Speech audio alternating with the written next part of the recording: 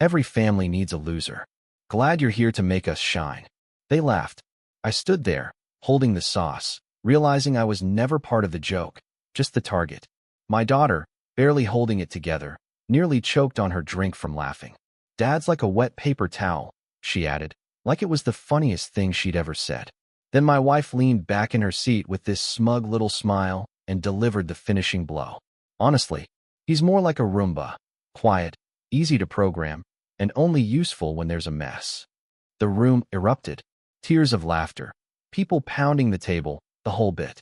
I stood there with a bowl of sauce in my hands, trying to hold on to my smile like it was the last thing keeping me from unraveling. That was a week ago.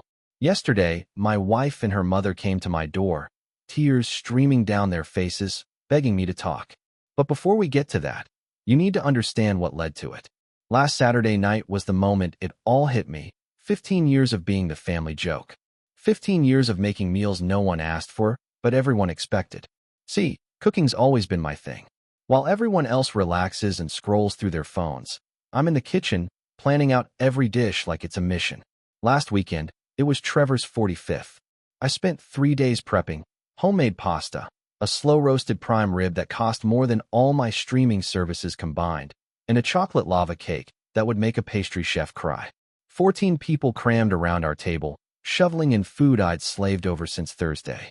Just as I brought out the final dish, Trevor hit me on the back so hard it nearly sent sauce flying. Then came the joke. Every family needs a punchline. Thanks for making us all look good. They laughed. Not the polite kind. The deep belly, drink-spraying kind. Natalie, my daughter, actually did choke for a second before tossing out her wet paper towel line. And then came Lauren, my wife of 15 years, smirking like she was proud of the joke. He's more like a Roomba, she said.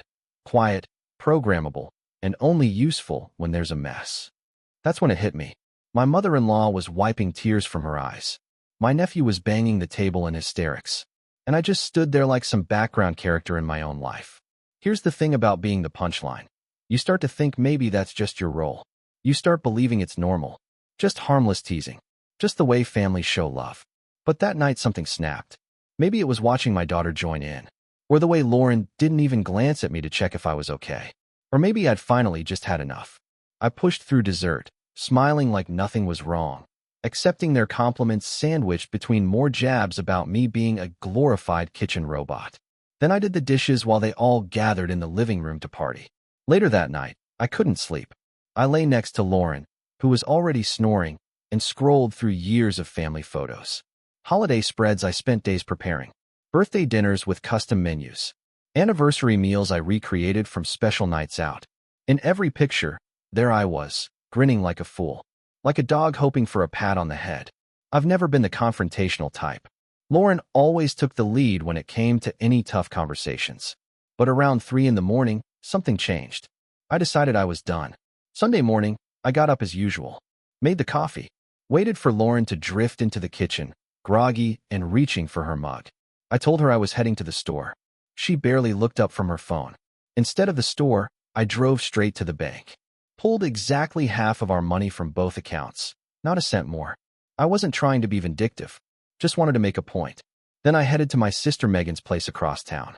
She's always been the one person who saw through the way Lauren's family treated me. Last Christmas, she even called out Trevor for one of his little jokes. Of course, everyone brushed it off like she was too sensitive. But I remembered the look she gave me. This mix of pity and frustration, like she couldn't figure out why I kept letting it happen. I didn't have an answer then. I do now. When I told her what had happened, she offered her guest room without hesitation. I took it, but only as a stopgap. That afternoon, I signed a lease for a month-to-month apartment, a modest one-bedroom with a halfway decent kitchen. I used my new personal account to pay for everything. First month, last, and the deposit. Then I left one thing behind, a note on the kitchen counter. Find someone else to be your punchline. After that, I turned off all my phone notifications. By that evening, I had 47 missed calls and messages. 20. The 7th voicemail finally caught my attention. Ethan, come on, this is insane.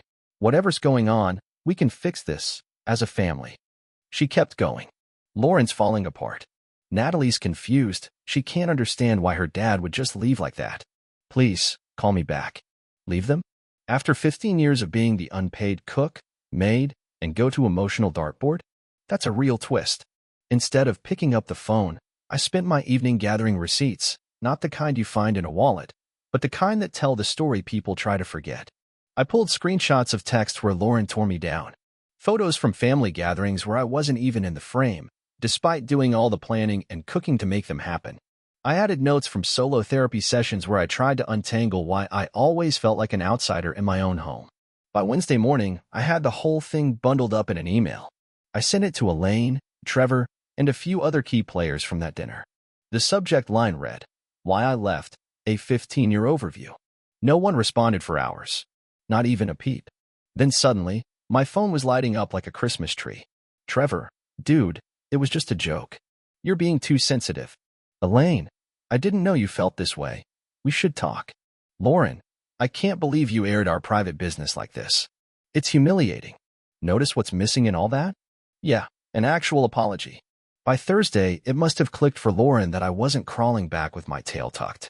Her whole tone shifted overnight. Now it was, "I miss you so much.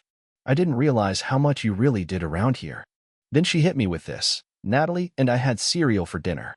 Neither of us knows how to cook anything decent. Too bad. Should have thought about that before treating your husband like a glorified Roomba for a decade and a half." Still, I won't lie, a small, petty part of me kind of enjoyed watching them struggle without their go-to-kitchen doormat. Friday morning, I sat down with Colin again, this time to sketch out something a little more official, a framework for separation. We weren't filing yet, but I needed her to know this wasn't a stunt. I was serious. Colin drafted a document that wasn't cruel, just fair, honest about who had actually kept the wheels turning in our household all these years. That night, Lauren left me a teary voicemail. She'd been declined at the grocery store trying to use our joint credit card. Apparently, she never noticed I was the one paying that bill month after month. Well, welcome to the real world, sweetheart. By Saturday, 1 week to the day since the dinner disaster, I felt lighter than I had in years. Like I'd finally stood up, looked around, and realized I didn't have to keep bending over backwards. Megan came over to check out my new place, and I made her dinner, simple carbonara and salad. As we clinked glasses, she raised hers and said, to my brother, who finally realized he deserves better. I nearly cried right into my pasta bowl. Sunday morning, the doorbell rang. Lauren and Elaine were on the other side, faces streaked with mascara, barely holding it together. Funny how fast a week without your personal Roomba can make you rethink things. But honestly, that was just the start. Update 1. Okay, wow. I did not expect my story to blow up like this. Rest in peace to my inbox. Thanks for the awards, the messages, the support. Some of y'all are out here ready to throw punches on my behalf, and while I love the energy, let's not get violent. And for those asking if this really happened, yeah, I wish I was creative enough to dream up this chaos. So back to where we left off. Lauren and Elaine were standing outside my apartment on that Sunday morning, looking like they'd just watched the season finale where everyone dies. Truthfully, I hadn't thought about what I'd do if, or when, they tracked me down. Part of me wanted to slam the door shut and call it a day. That petty streak I'd been growing all week was itching to take over. But I'm still me. Not their doormat anymore, but not cruel, either. So, I let them in. My apartment's nothing fancy. Just a one-bedroom with kitchen appliances older than Instagram. Elaine scanned the place like she'd walked into a crime scene. Lauren, meanwhile, kept dabbing her eyes with a tissue that had clearly waved the white flag a while ago. I offered them water, mostly out of habit. Also, because that was all I had. My fridge was living its best bachelor life. 3 eggs, some butter, half a block of cheddar, and a 6-pack. Technically, I'm still married. So maybe this is separated guy survival mode? Elaine kicked things off with the classic, "We've been so worried," which usually translates to "we've been inconvenienced." I didn't say much. Just nodded and let the silence do its work. One thing I've mastered over the years, being the quiet one in a house full of noise makes you a pro at handling awkward silences. Took about 45 seconds before Lauren cracked. She launched into a full-on monologue about how she never meant to hurt me, that the jokes were just their way of showing love, that she didn't think I took them seriously. Textbook gaslighting. I could have said the lines along with her. I've heard them so many times before. When she was done, I looked her in the eye and asked, "If Trevor had said those things about you, would you have laughed?" Her face twisted like I'd just handed her a pop quiz in quantum mechanics while she was blindfolded. That's when Elaine jumped in. playing her usual role as the reality revisionist. Families have different dynamics. I've always been too sensitive. Maybe I misread the whole situation. Classic Elaine rewriting the narrative to cast her clan as misunderstood heroes. I pulled out my phone. Tapped play on a recording from that night, just the segment where I got compared to a household appliance. I didn't capture the whole dinner. Just that moment. Call it instinct or a flash of clarity, but something in me told me I'd need proof when they started rewriting history. Hearing those voices, their words, the way they laughed, it hit different when it wasn't filtered through a haze of embarrassment. Lauren's expression shifted. You could see the change in real time. From defensive to surprised to ashamed. Genuinely ashamed. Elaine just kept staring at the floor like it might suck her in. Elaine kept staring at the floor like she was hoping it might crack open and swallow her whole. Once the recording ended, I looked at both of them and let them know this wasn't a one-off. I've been collecting moments like this for years. Not on purpose at first. But when you're constantly overlooked, talked over, dismissed, you start saving proof. Screenshots of text where Lauren cut me down. Old emails that sounded polite on the surface but had a passive-aggressive bite. Even handwritten birthday cards that, at a glance, looked sweet, but carried subtle little stabs inside. One that still gets to me? Happy birthday to the man who proves that even being good in the kitchen can't make up for a lack of ambition. Nice, huh? And that's when Lauren hit me with the first bombshell. Trevor had been at their house every single night that week. He'd been telling her I was going through a midlife crisis and that eventually I'd come crawling back once I remembered where my bread was buttered. As if that wasn't enough, he'd apparently been whispering in Natalie's ear too, coaching her to keep her distance. Telling her that sometimes men need to throw little tantrums to feel like they matter. Then came the second bomb. Trevor wasn't just full of bad advice, he was drowning in financial trouble. The kind where you're one missed payment away from foreclosure. Turns out, Mr. Fancy Suit had been gambling on some sketchy investments, and now he was buried up to his eyeballs in debt. His wife didn't have the slightest clue. The only reason Lauren knew was because Trevor had come to her, hat in hand, asking for a large sum of money, just 2 days before. And yeah, I felt a sliver of pity for the guy. But just a sliver. I turned to Lauren and asked her point blank, why was she here? Was this some heartfelt apology, or just an attempt to lure me back into my old role as their personal chef and emotional punching bag? She started crying again, but this time, it didn't feel like the tears I was used to, the ones she used to flip situations around when she didn't get her way. These tears felt different. Raw. Unfiltered. She admitted something I never thought I'd hear. She said she never really thought about how her words landed, because I never stood up for myself. That seeing all those messages and photos laid out like a report card from hell, it made her see herself like a stranger. And she didn't like what she saw. Elaine didn't say much, but she was nodding slowly. Then she spoke, and her words genuinely surprised me. She said, I've watched my daughter treat you the same way my husband treated me for 4 decades. And I never stepped in, because I figured that's just how marriages are. Damn. That hit me like a freight train. And no, I didn't jump up, forgive them both, and suggest a group hug while the credits rolled. Real life doesn't work like that. I told them I needed space. That I wasn't ready to come home, and maybe I never would be. If we had even the faintest chance of repairing what was broken, it'd have to start with counseling. Not just Lauren and me, the whole family, Natalie included. They left looking stunned. But I think, for the first time, they finally started to grasp just how deep this went. That was Sunday. Monday brought its own kind of storm.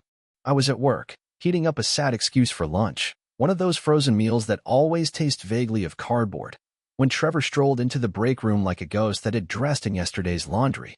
To this day, I still have no clue how he got past security. He launched into the old man-to-man routine, talking about how families go through rough patches and how real men don't walk away when things get tough. Bold talk from a guy hiding financial collapse from his wife like a kid hiding bad grades from his parents. I let him finish, then casually asked, so, how's that investment portfolio doing these days? The blood drained from his face so fast you'd think I'd pulled the fire alarm. He stammered something about private family matters. I just smiled and said, happy to discuss my marriage, right after you explain to your clients why their money ended up in high-risk sinkholes. Now, I didn't even know for sure that was true, but judging by his reaction, I'd hit a nerve. He left without saying another word, but not before running straight to Elaine to complain that I'd threatened him. Please. Truth isn't a threat. It's just inconvenient. Tuesday came with something unexpected. A text from Natalie, and for once, it didn't have that icy, teenage ugh, dad, energy. She asked if we could meet up for coffee that weekend. No big promises, just said she had a few things on her mind. That? That was progress. By Wednesday, Lauren was starting to get a taste of real life. She called. I let it go to voicemail. Said she tried using the credit card at the store and got declined. Again. Turns out, she'd never realized I was the one keeping the lights on and the fridge full all these years. Welcome to adulting, babe. Thursday, Colin came by with the official separation paperwork. They weren't designed to punish her, just to level the playing field. An equal split of assets, sure, but also a clear breakdown of everything I brought to the table that wasn't just about dollars. Cooking, cleaning, managing Natalie's school life, keeping relationships alive with both sides of the family. All that invisible work people love to ignore. Colin advised me to wait before sending them. Let it marinate for a bit. Like a good steak, sometimes reality needs time to soak in. I mean, come on, I can't help myself with the food metaphors. Friday night rolled around. Natalie had a lacrosse game. I'd never missed one before, and it stung not to be there, shouting awkward encouragement from the sidelines while she pretended not to know me. Instead, I sent her favorite post-game snacks with a note. Proud of you. Always. Love, Dad. Colin's daughter plays on the same team, so he went and gave me the scoop afterward. Said Lauren, Elaine, and Trevor were all there, and they looked miserable. Natalie scored twice and didn't celebrate with any of them. Tiny win? Yeah, felt big to me. The weekend brought another surprise. Trevor's wife called me. Now, she and I have never exactly been pals. She always saw me the way Trevor did, a walking joke in an apron. But this time, her voice sounded different. Shaken. She told me my little jab at work had made her suspicious, so she started digging. What she found was damning. Hidden statements, overdue notices, proof that they were inches from losing everything. And unlike Lauren, she hadn't seen it coming. She was genuinely blindsided. I told her, not to be harsh, but to be honest, she needed to talk to a financial advisor. Maybe even a lawyer. Not out of spite. Out of self-preservation. And by Sunday, 2 full weeks since that now infamous dinner, I could feel it. Something had shifted. Lauren stopped pleading for me to come home. Instead, she started asking what she could actually do to make things right. And then Elaine, of all people, sent an email. Yeah, not a text, a real email. Thought out. Detailed. It read like someone who had finally taken a hard look at herself and realized she'd been a quiet part of the problem for years. Even Trevor's wife messaged me a simple thank you for the heads up. She told me she'd frozen their joint accounts just hours before Trevor tried to drain them. But the real curveball came from Natalie. That Sunday afternoon, I got a text that simply said, I'm here. Can we talk? When I opened the door, there she was. She looked smaller. Not physically, just different. Less like the sharp-tongued teen who laughed when I was called a Roomba, and more like the little girl who used to curl up on my chest during nature documentaries. What followed wasn't easy. We cried, mostly her, some me. We got angry. A few fair jabs were thrown. But in the end, she said something real. She admitted she'd been copying what she saw around her, treating me like I didn't matter, like I was disposable. But she'd started talking to the school counselor lately, unpacking all of that, especially how she'd been treating me. And then she asked the question that nearly broke me in two, but also sparked a little hope. Do you think you'll ever come home, Dad? I didn't lie. I told her I honestly didn't know. But I made one thing clear. I would never, ever go back to being the family's doormat again. As she was about to leave, she paused at the door and turned to say, Mom's moving in with Grandma Elaine tomorrow. She can't afford the house without you. Then she left. Which brings us to Monday, 3 weeks since my life flipped inside out. I had just walked through the door from work when Lauren's name popped up on my phone with a new message. We need to talk. For real this time. No crying. No excuses. Just talk. I agreed, but on one condition. We meet in neutral territory, a coffee shop. And what happened there? Well, it rewrote everything again. But before I get into that, let me pause for a second. Yeah, Reddit. This update's already massive, and my microwave meal is probably turning into charcoal as I type. So let's just call this Part 4. First off, I gotta say, I did not expect my story to blow up like this. Seriously, my inbox looks like a slot machine that just hit jackpot. Thanks for all the love, awards, and encouragement. And to the folks suggesting wild revenge plots, you're hilarious. Slightly concerning, but hilarious. Let's maybe all agree on therapy before sabotage, yeah? myself included. Anyway, back to the coffee shop. When Lauren asked to meet for real, I chose this little spot downtown that serves cinnamon rolls the size of steering wheels. Not because I was feeling generous, but if things went sideways, I wanted a mountain of sugar to help me cope. Call it emotional eating. Whatever works. I showed up 15 minutes early. That's just how I'm wired. Can't shake that clock and early habit. I ordered my usual, a black coffee that tastes like it was brewed through an old army sock, and claimed a quiet corner table where I had a clear view of the entrance. She walked in 5 minutes late. No surprise there. But something felt different. First, she wasn't wearing any makeup. That had happened maybe 3 times in our entire marriage. Second, she was carrying this fat manila folder, thick enough to be someone's college thesis. And third, she looked nervous. Now that was a first. Lauren's usual modes were confident, annoyed, or fired up, but never this jittery, unsure version of herself. She didn't order a drink, which immediately raised a red flag. This woman can't function without a fancy cappuccino. It's basically her fuel. She set the folder on the table, took a long breath, and said 6 words I never expected to hear. I think I need help, Ethan. Not, we need to talk about us. Not, the family needs you. Not even, I'm sorry. Just a personal admission that she needed help. Inside the folder were printouts of local therapists who specialized in family and relationship counseling. And here's the kicker, she'd already booked an appointment. Not for the 2 of us. Not even for the family. Just for herself.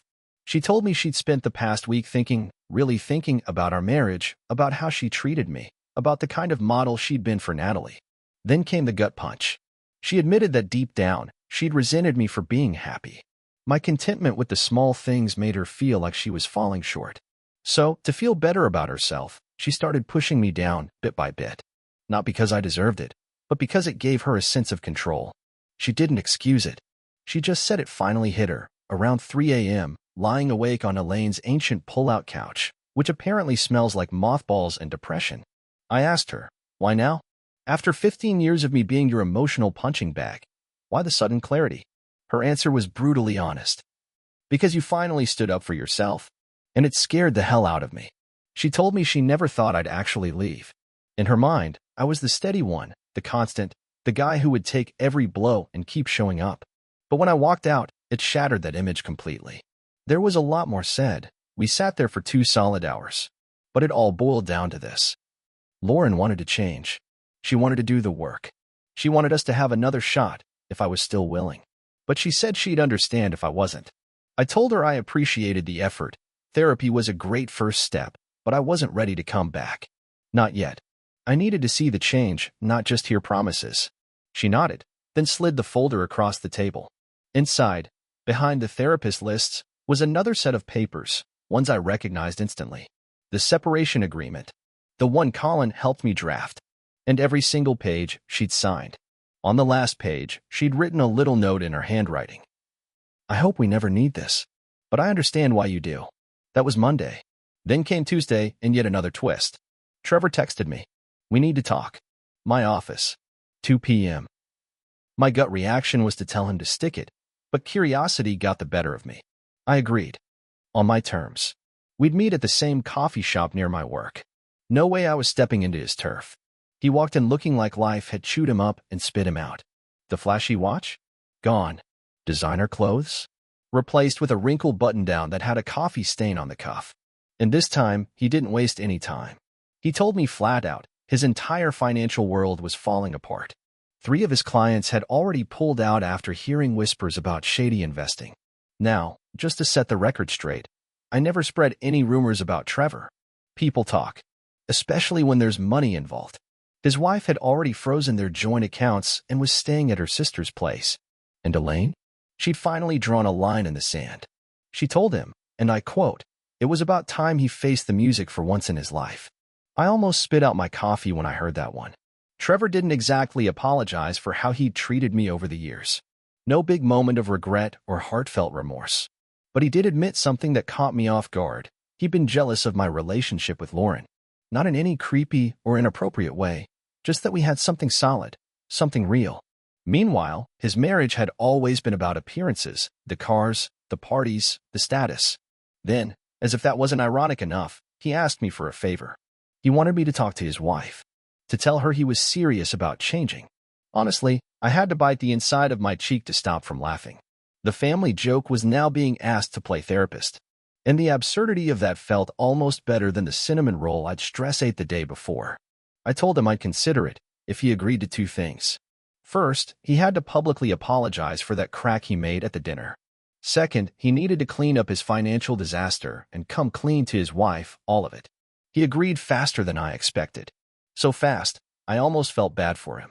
Almost. By Wednesday, Natalie texted to ask if she could stop by after school. She'd become kind of a regular at my little apartment, usually showing up with homework or drafts of college essays. But this time was different. She came holding a pamphlet from school, one on counseling. She'd been meeting with her guidance counselor and wanted my perspective on some of the stuff they'd been discussing. We ended up having one of the most honest conversations we'd ever shared.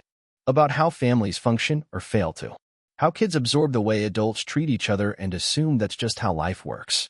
She told me that watching everyone treat me like a joke, and me never pushing back, made her believe that was normal, that it was okay. Then she looked up at me with these tear-filled eyes and asked, "Do you think I'm a bad person?" That shattered me. I told her the truth. No, she's not a bad person. She's one of the best people I know. She's just young, still learning. And that making mistakes doesn't define who you are. But refusing to grow from them? That's where the real damage happens. Before she left, she mentioned that Lauren had been acting different lately. Quieter. More thoughtful. She'd even caught her mom crying while looking at old family photos the night before. Call it progress. Maybe. Thursday rolled around, and yep, that Thursday. Thanksgiving. The one I usually prepped for 3 days straight, while everyone else lounged around watching football and complaining about how long dinner was taking. Honestly, I'd forgotten all about it. Until Elaine called late Wednesday night. She asked what our plans were. Like there was still an us. I told her I didn't have any plans. Figured they'd handle it just fine without me this year. There was this long pause, and then she said something that made me put down my TV dinner fork. "What if we cooked for you this year?" I couldn't help but laugh. The idea of Elaine, Lauren, and Natalie running a Thanksgiving kitchen was like imagining 3 cats building an IKEA bookshelf. Doable, I guess, but total chaos guaranteed. But she wasn't joking. Elaine told me they'd been looking up recipes, watching YouTube tutorials, and even practiced mashed potatoes, which turned out chunky but edible. Honestly, it was equal parts hilarious and kind of heartwarming. So I agreed, with one condition. We do it at my place, not the house. I still needed neutral ground. Thursday morning, they showed up with grocery bags full of mismatched ingredients, none of which belonged in any traditional Thanksgiving dish I've ever seen. Lauren had printed step-by-step recipes, complete with pictures. Natalie downloaded some cooking app that yelled at you if you messed up. Her words, not mine. I sat back at my tiny kitchen table, sipping my coffee, and watched the madness unfold.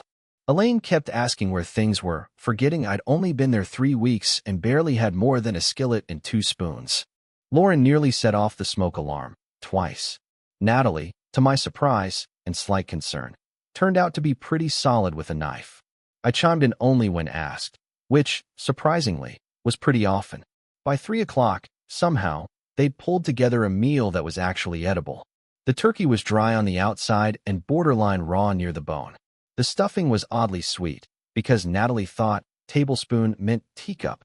Not kidding. The green bean casserole was the MVP, mostly because it came from a can and was impossible to mess up. But they tried. Really, genuinely tried. When we sat down to eat, Elaine raised her glass and said, "Ethan, I want to say I'm sorry. For watching how they treated you and doing nothing. For raising my daughter to think it was okay to mock her husband. For never truly appreciating what you did for us." Then Lauren spoke, her voice trembling. "I'm sorry I made you the punchline. Sorry I took you for granted. Sorry I taught Natalie it was okay to treat you like that. I'm working on changing. And I hope you can forgive me one day." Natalie, ever the dramatic one, read hers off her phone. "Dad, I'm sorry I laughed when Uncle Trevor said you were the family punchline. You're not a paper towel. You're not a Roomba. You're the guy who checks my homework, makes my lunch, and remembers which meds make me sleepy. You're my dad. And I was a jerk. And I'm really, really sorry. I won't lie, I got choked up." Before I could say anything, though, the doorbell rang. It was Trevor, wearing a plain sweater and looking like he'd rather be anywhere else. In his hand was a bottle of wine, and beside him, his wife, That part surprised me. She gave me a small smile, one that felt real. I let them in, even though the apartment was already packed to the edges. Trevor looked at the turkey that was falling apart, the lumpy potatoes, the dessert that probably needed a second bake, then looked at me. He took a breath and said, "Ethan, I'm sorry for that dinner comment. For years of treating you like you didn't matter. For trying to turn your family against you when you finally stood up for yourself. I was wrong. I'm trying to be better." And then his wife reached over and squeezed his hand. Just a quiet, wordless way of saying, "I'm watching, and I'm holding you to it." Later, Trevor's wife told me he'd laid everything out for her. The finances, the way he'd treated me for years. All of it. No sugarcoating. No excuses. Just the truth. Turns out, they'd started both couples counseling and financial therapy. They downsized the house and were living on a strict budget. Trevor was trying to rebuild his business the right way this time. And for once, he wasn't doing it alone. She was right there with him as an equal, not an accessory. That Thanksgiving dinner, with the wobbly turkey and mismatched sides, ended up being something I'll never forget. We shared that meal together, and while the conversation had its awkward pauses, there were also real moments in there. Trevor actually asked about my cooking, genuinely. No teasing, no jabs. Elaine complimented my apartment without a hint of sarcasm. And Lauren? She helped clean up without being asked. They were little things. Simple things. But for me, they felt massive. After everyone left, Lauren didn't rush out the door. She lingered a bit, standing there with that unsure look I hadn't seen on her face before.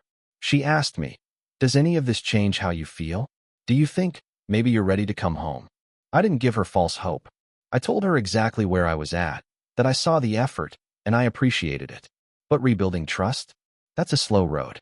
Quicker to break than to rebuild. I told her I was willing to try couples counseling. Take a few steps and see where it led. She nodded, part of her disappointed, but also understanding. Then she asked, a little awkwardly, if I'd help them with Christmas dinner. Not cook it, she clarified quickly, just teach them how. And before I could think it through, I said yes. That was a month ago. Since then, Lauren and I have gone to 4 couples therapy sessions. They've been equal parts uncomfortable and eye-opening. Natalie and I have been having dinner twice a week, sometimes at my place, sometimes we grab food out. It's nice. Real. Trevor and his wife are rebuilding, one honest step at a time. And he hasn't cracked a single joke at my expense since that Thanksgiving meal.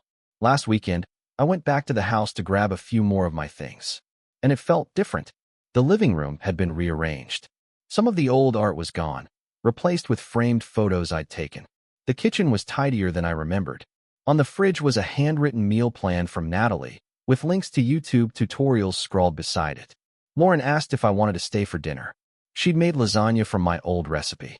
It wasn't perfect. Noodles were a bit stiff, sauce was thin, but you could tell she'd put effort into it. She really tried. And so, I stayed. We sat down and talked, not about bills or calendars, but about what we wanted in life. What went wrong. What we'd need to do better moving forward. After dinner, as I was heading out, she asked me something. Would I consider coming home after the new year?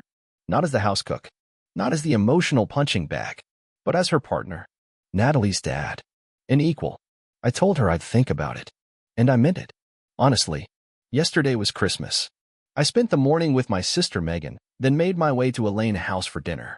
A dinner they cooked, with almost no help from me. Trevor and his wife were there, too. They seemed more grounded, quieter, but happier in a way that felt real. After the plates were cleared, Trevor raised his glass. To Ethan, the man who had the guts to walk away, and the grace to give us the chance to make things right. Everyone raised their glasses with him. And for once, no one laughed. No one made a wisecrack at my expense. They just looked at me with something I hadn't seen from them in a long, long time.